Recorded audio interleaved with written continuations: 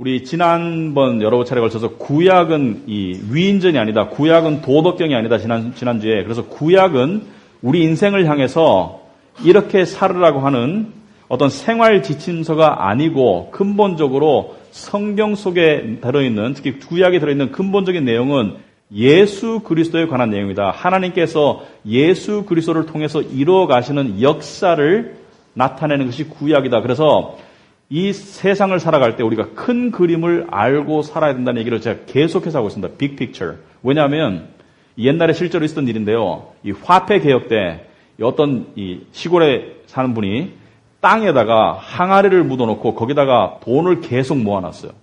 얼마를 모아놨는지는 몰라요. 나중에 보니까 엄청난 액수를 모아놨는데 이 돈을 모아놓고 나중에 이제 집 사고 뭐 논 사고 뭐 아들 장가 보내고 여러 가지 계획이 있었겠지만 화폐 개혁이 되었다는 사실을 몰랐어요. 큰 그림을 몰랐던 거죠. 그래서 나중에 이 화폐 개혁 기간이 끝나고 이 돈이 휴지 조각이 된 적이 있습니다. 마찬가지로 큰 그림을 모르고 살면 아무리 이 세상에서 모으고 성공하고 성취해봤자 나중에 꿈 깨는 날이 옵니다. 그러므로 큰 그림을 알아야 된다. 자, 그렇다면 인생의 큰 그림이 무엇인가? 그것을 오늘 본문을 통해서 살펴보려고 하는데 먼저 이런 질문을 우리가 한번 해보기를 원합니다. 여러분은 나름대로 계획을 가지고 계시죠? 그리고 소망이 있으실 거예요. 계획과 원함이 있을 것입니다. 그래서 그 계획과 원함을 위해서 여러분은 달려가고 계실 거예요. 그런데 그 계획과 원함을 향해서 달려가는 여러분의 계획과 원함 속에 불안하고 싶다든지 초조하고 싶다든지 그런 계획은 없을 것입니다. 그럼에도 불구하고 여러분은 불안과 초조를 달고 살 사람이 많이 있습니다. 여러분의 계획 가운데 여러분이 결혼하셨다면 오늘 저녁에 부부싸움을 대판해야지 그런 사람은 없어요. 정상인이라면 여러분의 계획 가운데 내년에는 꼭 암에 걸리고 말 거야. 무슨 일이 있어도 췌장암에 걸리고 말 거야. 그런 사람은 없어요. 내후년에는 실직까지 해야지. 그런 사람은 더더군다나 없습니다. 그럼에도 불구하고 우리는 불안하고 초조하고 싸우고 그리고 암에 걸리고 그리고 또 실직하고 그리고 여러분 중에 어느 누구도 인생이 지나치게 힘들어서 비정상적인 경우가 아니면 어느 누구도 죽음을 계획하는 사람은 없습니다. 오히려 그것에 늦게 가려고 그렇게 살아보지만 모든 인생은 어쩔 수 없이 딸려가게 되어 있습니다. 여러분이 인생의 주인이라고 아직까지 생각하신다면 착각이에요. 자기가 자기 인생의 주인이라고 생각하는 사람이 많이 있어요. 특히 성공하신 분들 다 착각입니다. 다윗 왕이 죽으면서 솔로몬에게 이렇게 말을 하죠. 아주 시적으로 자기의 죽음을 이렇게 표현합니다. 아들아, 내가 죽겠다 얘기 아니고 아들아, 내가 세상 모든 사람의 길로 갈 것이다. I'm going the way of all the earth. 세상 모든 사람의 길로 내가 간다. 무슨 뜻입니까? 죽는다는 얘기예요. 죽는다. 그러면 여러분이 인생에서 정말 심각하게 물어봐야 될 질문이 있겠죠. 왜 인생은 이 모양인가? 누가 이것을 이렇게 만들었는가? 누가 이것을 이렇게 조종하고 있는가? 또는 이 구렁텅이에서 빠져나올 길은 없는가? 이런 것들을 질문해야지 진정한 인간성을 가진 인간이라고 할 수 있는데 동물처럼 사는 사람이 너무 많아요. 이런 근본적인 질문은 관심을 안 두고 얼마 벌지, 어떻게 성공할지, 그리고 몸무게를 몇 킬로를 뺄지 그게 꽂혀서 사는 사람이 많아요. 아니 몸무게를 몇 킬로 빼든 몇 킬로 늘리든 다 시체야 나중에. 미안하지 다 관 속에 들어갈 거 아니에요? 나중에 이 장의사가 보면서 아이고 몸매가 좋네. 그럴 시체는 없어요. 다 들어갈 거야.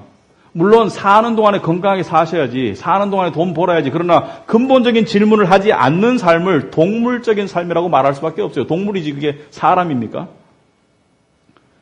세상의 어느 종교도 원인을 설명하진 않아요. 드러난 현상에 대해서 지혜를 주려고 할 뿐이지. 인생은 생로불사가 있고 생로병사가 있고 그 다음에 108가지의 번뇌가 있으니까 모든 소욕을 포기하고 번뇌를 끊고 그래서 평안한 삶을 이루라 이렇게 증상이나 처방을 해줄지 모르지만 그 근본적인 이유와 근본적인 처방을 제시하는 것은 바로 성경밖에 없습니다. 여러분, 사람의 삶이 왜 이렇게 되었나요? 우리의 삶을 한마디로 표현하자면 이런 것입니다. 사람의 현재 삶은 죄와 비참함이다. 죄와 비참함. 인생이 비참함을 벗어나 보기 위해서, 죄를 벗어나 보기 위해서 무던히 노력하지만 죄와 비참함의 수렁텅이에 빠져 사는 것이 인생이다라고 성경이 정의하는 그 근본 원인이 무엇인가? 하나님이 세상을 만들었을 때 창조주가 죄 짓고 비참하라고 만들었는가? 천만의 말씀이죠. 아니죠. 창세기 3장 오늘 15절만 읽었지만 앞에 부분을 읽어오면 하나님께서는 에덴 동산을 주시고 죽음이 없고 죄가 없는 세상을 만드셔서 인간이 행복하게 그리고 불행을 모르는 상태에서 살도록 만들어 주셨는데, 하나님이 새 사람을 창조하기 전에 만든 존재들이 있습니다. 영적인 존재들, 그들이 천사들입니다. 이 영들, 이 천사들 중에 우두머리 셋을 만드셨어요. 그 중에 하나가 하나님을 배신하고 하나님처럼 되려고 타락한 것이 사탄이라고 부릅니다. 그리고 그를 따라서 타락한 천사들이, 졸개들이 그를 따라간 것을 마귀라고 불러요. 그러므로 마귀와 사탄은 원래 천사들이었죠. 이것이 신화처럼 들리세요? 각각의 문화 속에서 실제적으로 나타나고 있습니다. 우리 문화 속에서는, 한국 문화 속에서는 귀신이 들리면 무당이 돼야 되죠. 신내려 따르고. 그 귀신이 들렸다는 게 무엇입니까? 마귀가 들어왔다는 얘기죠. 또 서구 사회 속에서는, 우리 사회 속에서는 다중인격이라고 그러죠. 다중인격. 정신분열. 그 안에 또 다른 누가 존재한다. 그것이 무엇입니까? 영어로는 스키조프레니아, 다중인격이라고 그러지만 실제로는 많은 사람들이 그 안에 귀신이 들어간 거예요. 그런데 이 천사들의, 타락한 천사들의 우두머리인 사탄이 뱀의 모습으로 이 여자를 꿰었죠. 선악과를 따먹어도 안 죽을 거라고. 하나님 분명히 죽을 거라고 그랬는데 안 죽을 거라고 꿰고 난 다음에, 그리고 또 뭐라고 꼬셨습니까? 이것을 먹으면 선악을 알게 돼서 하나님처럼 되리라. 그래서 최초의 인간이 교만한 마음에 하나님처럼 되어서 하나님으로부터 벗어나서 살고 싶은, 독립해서 살고 싶은 그러한 피조물의 교만과 또 동시에 하나님께 속한 영광을 자기도 누리고자 하는 그 욕심이 만들어져서 하나님으로부터 타락해서 그 뒤에 죄가 들어오고 사망이 들어와서 영적으로는 바로 죽어버렸어요. 영적으로는. 이 죽음이라는 것은, 성경적인 죽음은, 죽음의 정의는 하나님으로부터 분리가 죽음이라고 그랬습니다. 하나님으로부터 분리. 존재가 사라지는 것이 아닙니다. 믿지 않는 사람도 영원히 존재해요. 장소가 다를 뿐이지. 지옥에서, 하나님으로부터 영원한 분리 속에서. 그런데 영적으로는 바로 분리되었고 육체적으로는 죽음이 시작되었어요. 그러므로 모든 인간은, 태어나는 인간은 태어날 때부터 영적으로 주어서 태어나고 분리되어서, 그리고 육신이 죽어가기 시작합니다. 그래서 모태신앙은 없어요. 어렸을 때부터 교회를 다니는 것은 축복입니다. 감사할 일이지만 태어날 때부터 신앙을 가지고 태어났다는 것은 태어날 때부터 하나님의 자녀로 안 죽은 영생을 가진 몸으로 태어난 사람은 없습니다. 그래서 모태신앙이라는 단어는 사실은 성경적이지는 못합니다. 자, 그런데 오늘 우리가 포커스를 맞출 것은 15절이죠. 15절. 사탄이 이 하와를 유혹하고 난 다음에 하나님께서 이 사탄에게 이런 말씀을 하세요. 내가 너 사탄으로 여자와 원수가 되게 할 것이다. 그래서 원수라는 단어는 이 히브리 원어상의 이 에바라는 단어입니다. 이 어떤 뜻이냐면 성경에서 여러 군데 쓰이진 않았어요. 여기와 구약의 이 다른 군데 한 군데 쓰였는데 이 뜻이 무엇이냐면 피를 흘려서 죽이도록 미워한다는 뜻입니다. 증오. 피를 흘려서 죽이도록 미워하리라. 그래서 끝나지 않을 피의 전쟁을 의미한다. 그래서 그 피의 전쟁이 너 사탄과 여자 사이에 있을 거고 여자의 후손과 원수가 되게 하리니 여자의 후손은 네 머리를 상하게 할 것이요 너는 그의 발꿈치를 상하게 할 것이니라. 자, 이 하나님께서 너와 사탄과 여자의 후손은 아시는 분은 아시겠지만 예수 그리스도를 말합니다. 남자와 여자의 결합으로 태어난 죄 있는 씨앗이 아니라, 원죄를 가진 씨앗이 아니라 여자의 몸을 빌려서 성령께서 잉태해서 낳아주신 하나님의 아들 예수 그리스도.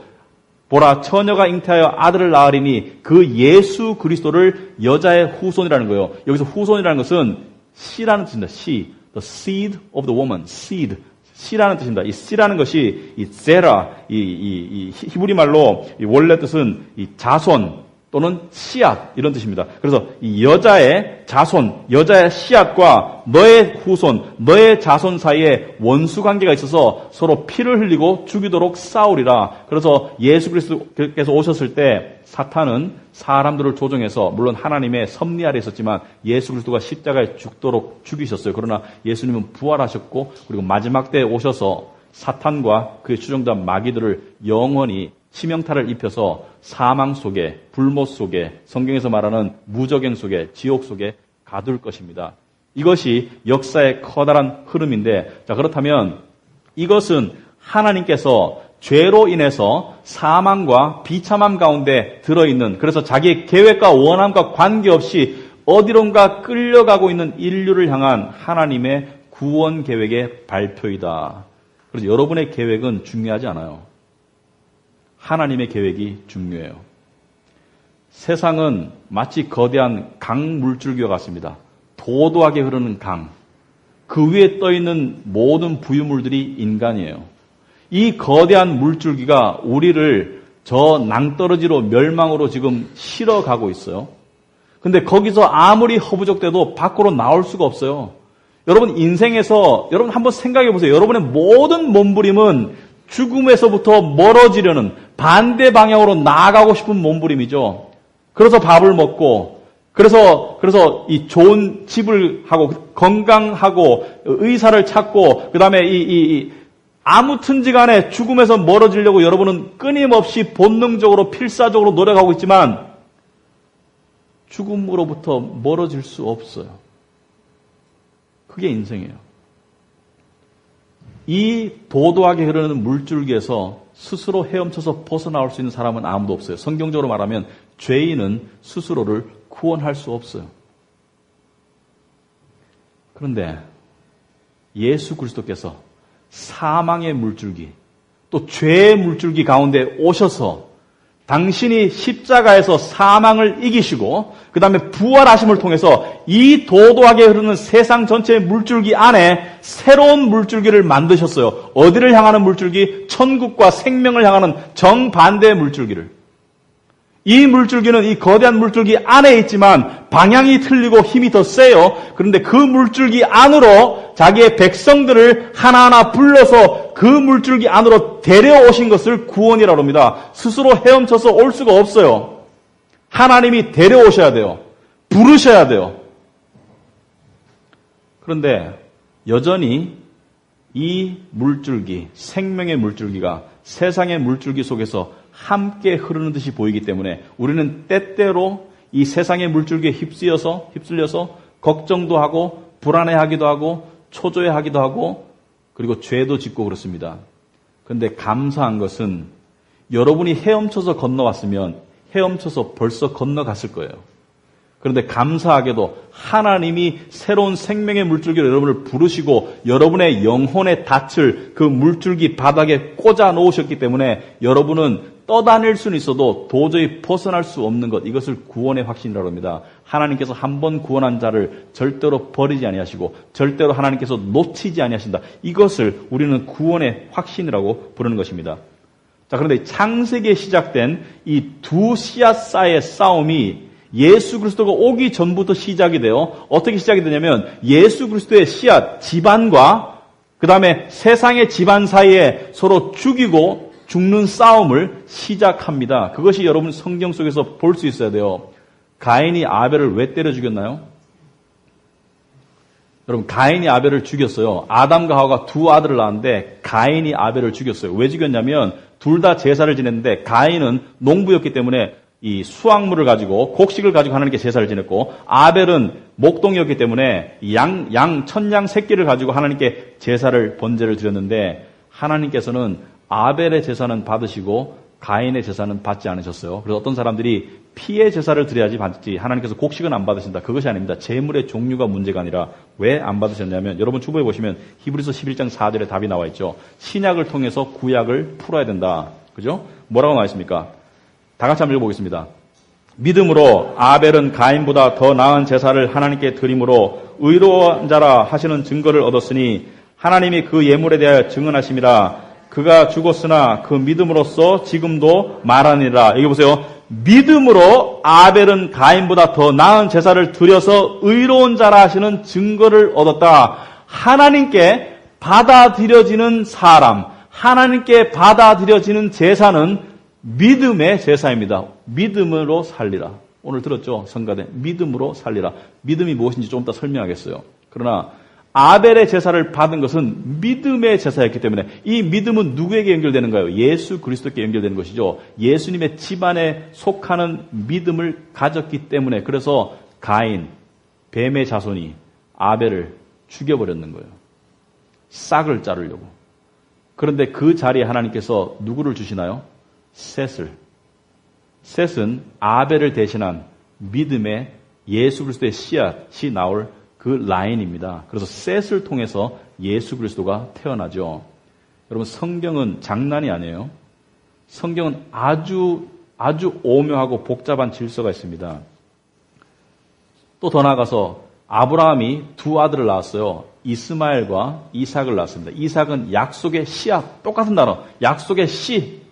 너를 통해서 큰 민족을 이루리라. 너를 통해서 열방이 축복을 받으리라. 그 너, your seed, 너의 씨앗. 그 너의 씨앗은 직접적으로는 이삭을 말하지만 궁극적으로는 누구를 말하는 것인가요? 아브라함의 자손 예수 그리스도.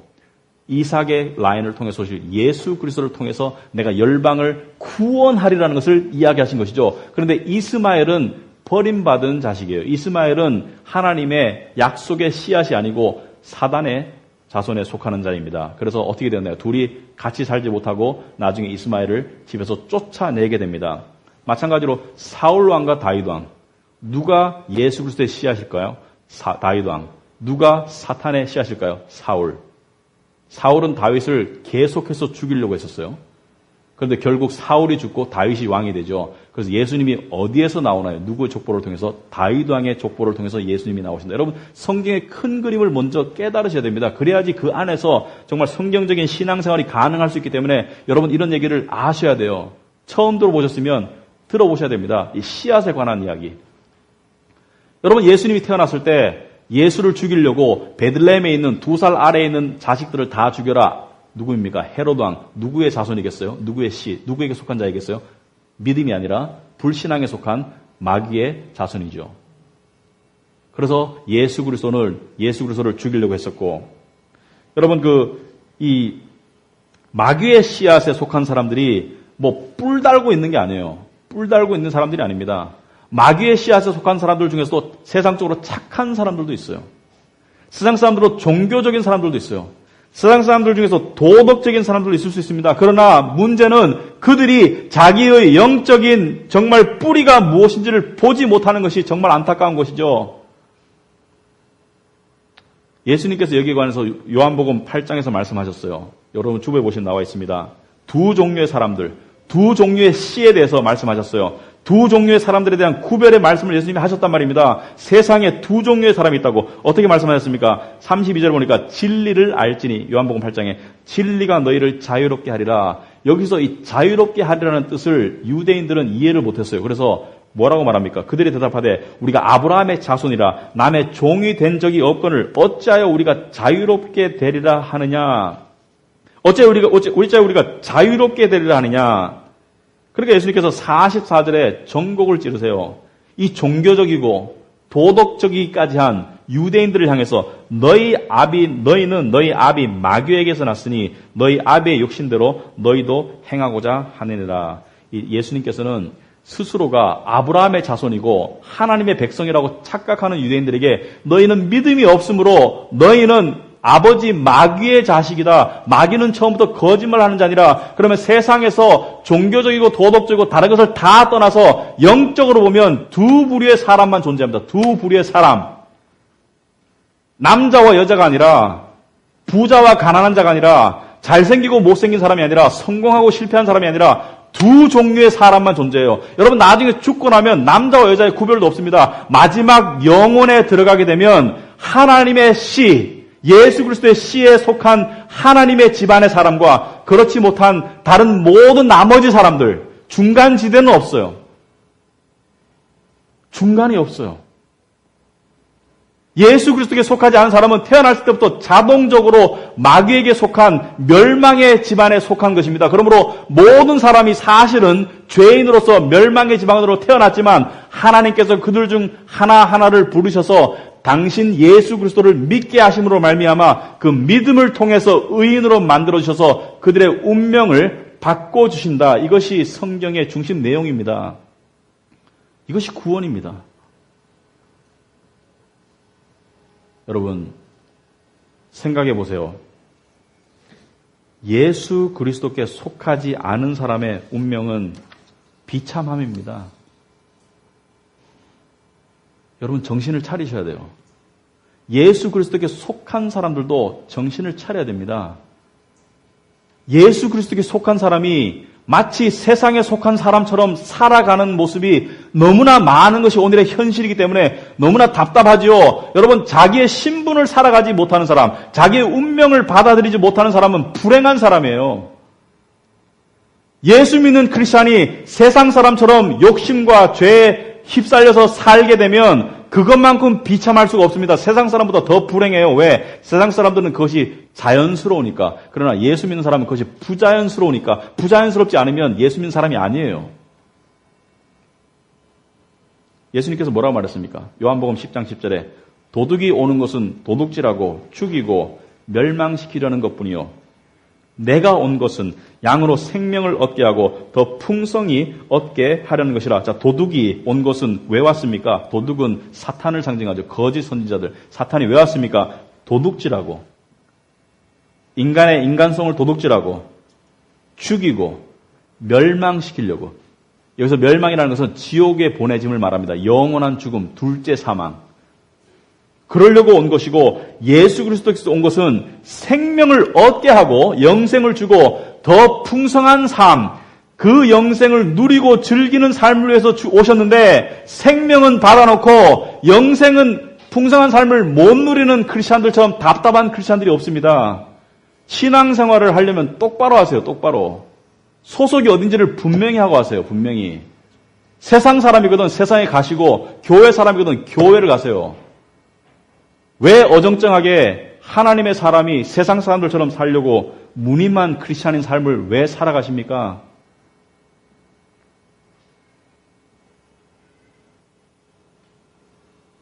믿음은 어디서 나옵니까?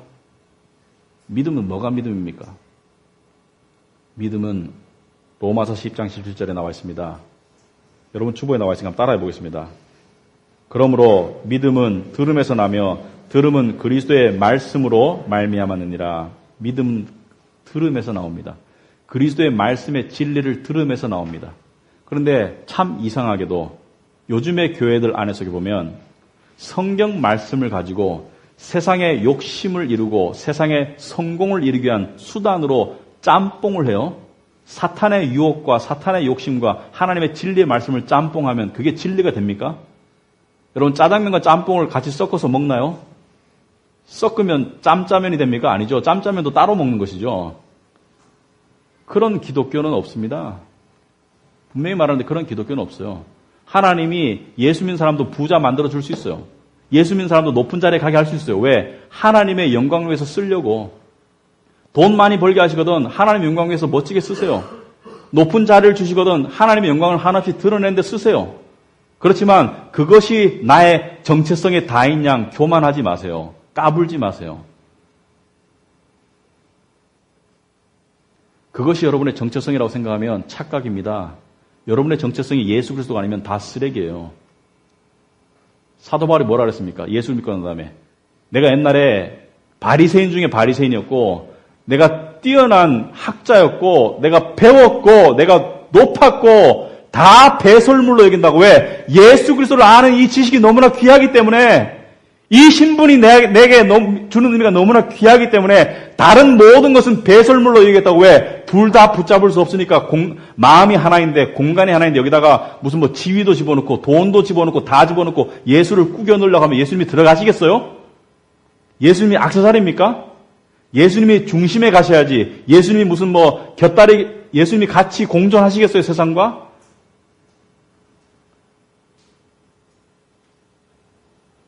많은 크리스찬들이 영적으로 죽어가고 있어요. 적응하느라고. 여러분, 개구리를 뜨거운 물에 바로 놓으면 바로 튀어나가죠. 근데 미지근한 물에 넣으면 따뜻하니까 조금씩 온도를 높이면 적응하다가 익어서 죽어요. 세상은 우리를 죽이려고 해요. 이 싸움이 지금도 되고 있어요, 여러분. 이 싸움이, 영적 싸움이. 에베소서 6장에 뭐라고 나와 있습니까? 6장에 17절에 6장에 보면 뭐라고 나와 있습니까? 12절에 우리의 씨름은 혈과 육을 상대하는 것이 아니요 통치자들과 권세들과 이 어둠의 세상 주관자들과 하늘에 있는 악의 영들을 상대함이라. 우리가 분명히 지금 영적인 싸움 상태에 있다는 것을 성경이 이야기하고 있죠. 악의 영들을 상대로 우리가 싸우고 있죠. 사탄이 원하는 것이 무엇입니까? 구원받지 않은 자들은 구원 못 받는 것을 원하고 구원받은 자들은 마치 구원 못 받은 사람처럼 살기를 원하죠. 그 삶이 행복합니까? 그 돈이 주는 짜릿함이 그렇게 좋아요? 세상의 유혹이 주는 짜릿함이 그렇게 여러분을 만족시키는가요? 정말로? 정말로 만족시킨다면 여러분은 동물이에요. 사람이 아니에요. 개는 밥그릇에 맛있는 밥이 있으면 만족할 수 있어요. 그러나 사람은 영적인 존재잖아요. 사람의 고민은 그 차원이 더 깊잖아요. 이 싸움이 지금도 앞으로도 예수 그리스도께서 오실 그날까지 계속될 것을 요한계시록 12장 15절에 말씀하고 있죠. 뭐라고 나와 있습니까? 여자의 뒤에서 뱀이 그 입으로 물을 강같이 토하여 여자를 물에 떠내려가게 하려 하되 땅이 여자를 도와 그 입을 벌려 용의 입에서 토한 강물을 삼키니 17절은 같이 한번 보겠습니다. 용이 여자에게 분노하여 돌아가서 그 여자의 남은 자손 곧 하나님의 계명을 지키며 예수의 증거를 가진 자들과 더불어 싸우려고 바다 모래 위에 서 있더라. 여러분, 전쟁의 실체를 계속 이야기하고 있죠. 창세기에 시작된 하나님이 말씀하신 이 증오, 이 전쟁이 지금도 되고 있고 앞으로도 계속 될 것을, 예수 그리스도께서 오실 그날까지 계속 될 것을 이야기하고 있고, 여자의 자손들, 남은 자손은 무엇을 말합니까? 믿는 성도들, 이 성도들을 죽이려고 뱀이 무엇을 쏟아낸다고요? 물을 강같이. 이 물은 세상의 죄와 유혹을 상징합니다. 죄와 유혹. 죄와 유혹을 통해서 하나님을 사랑하지 말도록, 하나님을 예배하지 말도록, 자기 교만에 따라가지고 자기 권리만 주장하도록, 나는 이런 대접을 받아야 돼, 나는 화낼 자격이 있어, 나는 남보다 대우받을 자격이 있어, 나는 봉사 안 하고 섬김만 받을 자격이 있어, 그따위 생각하도록.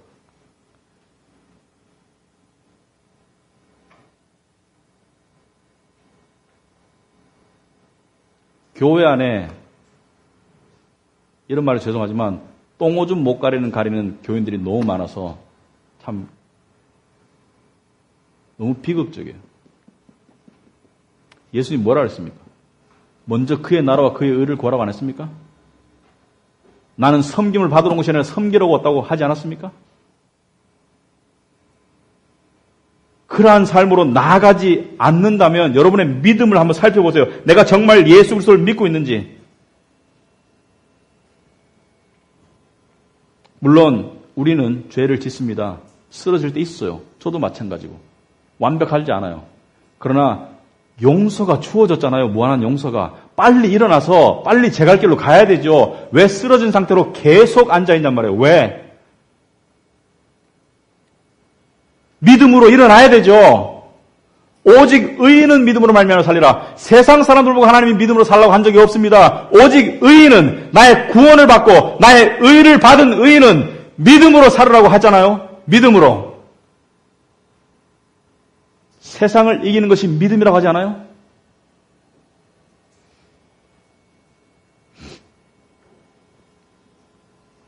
사탄은 세상을 지배하면서 사람들을 세상의 욕심과 유혹을 통해서 노예 상태로 계속 만들어가고 있어요. 그 속에서 영적인 전투를 쉬면 우리도 기능적으로는 노예 상태로 살아가게 됩니다. 믿는 크리스찬들도. 왜냐하면 우리는, 이 카비넌트 교회는 하나님의 세상이라는 전쟁터 속에 놓아둔 전투 부대입니다. 전투 부대. 우린 전쟁 중에 있어요. 세 가지를 기억하기 바랍니다. 첫째, 우리의 무기가 무엇입니까? 에베소 6장 17절에 보면 뭐라고 나와 있습니까? 에베소 6장은 영적 전투를 이야기하면서 그 안에서 무기를 이야기하는데 대부분의 무기가 방어용 무기인데 공격용 무기는 하나밖에 없어요. 뭐입니까? 구원의 투구와 성령의 검, 곧 하나님의 말씀을 가지라. 하나님의 말씀을 가지라. 복음의 진리를 깨달아라. 우리 교회 성경 공부들이 몇 개 있습니다. 나오는 분들이 숫자가 적어요. 여러분 스스로 잘 먹고 계시는 모양이죠? 저는 그렇다고 생각하지 않습니다. 여러분 스스로 먹는 것이 힘든 사람이 많이 있을 것입니다. 여러분 일주일의 시간 가운데 말씀에 얼마나 투자하시나요? 밥은 꼬박꼬박 먹죠? 물질의 11조를 드리는 것도 중요하지만 시간의 11조를 하나님께 드리는 것도 중요해요. 예배, 성경 보기, 말씀, 기도. 혼자 잘 안 되면 와서 배우시면 되잖아요. 주중에 안 되면 토요일 날도 깔아놨잖아요. 말씀을 배워야 되겠죠. 거짓 가르침이 많죠. 성경을 사탄이 교묘하게 인간의 생각대로 해석하도록 만드는 그러한 말씀의 이 타락함. 말씀의 진리를 알아야 되겠죠. 둘째로 우리는 뭉쳐야 됩니다. 뭉쳐야 살 수 있어요. 여러분이 이 교회 등록 교인이라면 여러분은 뭉치는데 힘써야 됩니다. 모이게 힘써야 돼요. 여러분 혼자만 책임지는 것이 아니라 여러분이 교회 일원이면 여러분은 각자가 연결되어 있고 우리는 서로에게 책임이 있어요.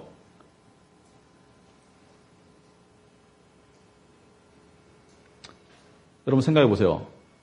제가 어떻게 일주일을 사느냐가 여러분에게 영향을 미치겠습니까? 미치겠습니까?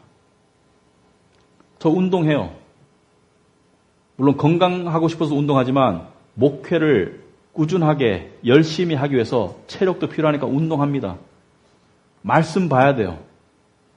화나는 일이 있어도 참아야 돼요. 왜? 내가 내 마음의 평정을 잃으면 어떻게 내가 진리를 담아서 전하겠습니까? 마찬가지예요. 여러분이 이 자리에 눈 또박또박 뜨고 정말 말씀을 사모하는 마음으로 앉아있으면 저는 힘이 돼요. 여러분이 말씀 준비하는데 더 열정을 내고 싶어요. 근데 교회도 늦게 나오고 앉아가서 꾸벅꾸벅 졸고 하면 저도 힘 빠져요. 우리는 뭉쳐야 됩니다. 그리고 서로 격려해서 세워줘야 됩니다. 화합해야 되는 것이 우리의 본분입니다.